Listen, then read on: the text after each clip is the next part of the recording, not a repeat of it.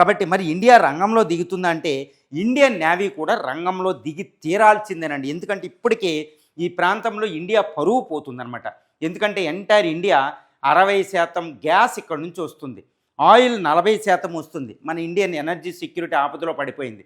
కాబట్టి మనం ఎట్టి పరిస్థితుల్లో కూడా మన ఎనర్జీ సెక్యూరిటీ ఉంటే మన ఎకానమీ కూడా వికసిత్ భారత్ అనేది విఫలమైపోతాం. మళ్ళీ ఇంకోటి ఏంటంటే ఈ అరేబియా సీ, ఇండియన్ ఓషన్లో ఇండియన్ నేవీ చాలా స్ట్రాంగ్.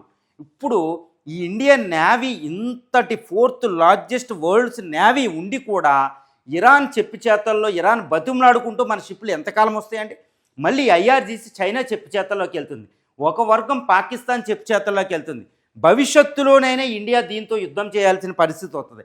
ఇంత వరల్డ్స్ 4th లార్జెస్ట్ నేవీని పెట్టుకుని మన షిప్పుల్ని బతిమలాడుకోవడమా? ఇది చాలా తప్పు. ఐఆర్జీసీ మాటలతో సత్సంబంధాలతో వినలేదు. ఇప్పుడు అది మనల్ని బెదిరిస్తుంది. ఎంత చెప్పినా మన షిప్పుల మీద కాల్పులు హెచ్చరిక లేకుండా చేసింది, మనం చీట్ చేసింది. సో మనం ఇంత మాత్రం అందువల్ల మనం హర్మూజ్, ఇరాన్తో మన యుద్ధంకి వెళ్ళాం. Hormuz strait according to UNO UNCLOS చట్టం ప్రకారం హర్మూజ్లో నావికుల్ని ఇరాన్ అటాక్ చేయకూడదు అనేది ఇండియా డిమాండ్. కానీ అది ఆగేలేదు. కాబట్టి యునైటెడ్ స్టేట్స్ ఆఫ్ అమెరికా మిగిలిన దేశాలతో కలిపి యుద్ధానికి వెళ్ళకపోవచ్చు. కానీ ఇక్కడ హర్మూజ్ స్ట్రైట్ ఓపెన్ చేయడానికి 50 దేశాలు వచ్చినా ఇండియా సహకారం లేకపోతే అవి చేయలేవు. కాబట్టి ఇండియా డైరెక్ట్గా యుద్ధంలోకి వెళ్లకుండానే తన పోర్ట్ ఫెసిలిటీస్ని, ఈ ఫెసిలిటీస్ని, నేవీ ఇదంతా ఫెసిలిటీస్ని ఆయా దేశాలకి కొన్ని గంటల పాటు ఇస్తే ఆ దేశాలు ఈ హర్మూజ్ స్ట్రైట్ని ఓపెన్ చేస్తాయి అన్నమాట. ఈ విధంగా హర్మూజ్ స్ట్రైట్ అనేది ఒక మహాసాగర యుద్ధం, 2వ ప్రపంచ యుద్ధం తర్వాత అతి మహాసాగర యుద్ధం కొన్ని గంటల్లో ప్రారంభం అవబోతుంది. ఇప్పుడు యునైటెడ్ స్టేట్స్ ఆఫ్ అమెరికా అందుకే సీజ్ ఫైర్ పొడిగించడం జరిగింది.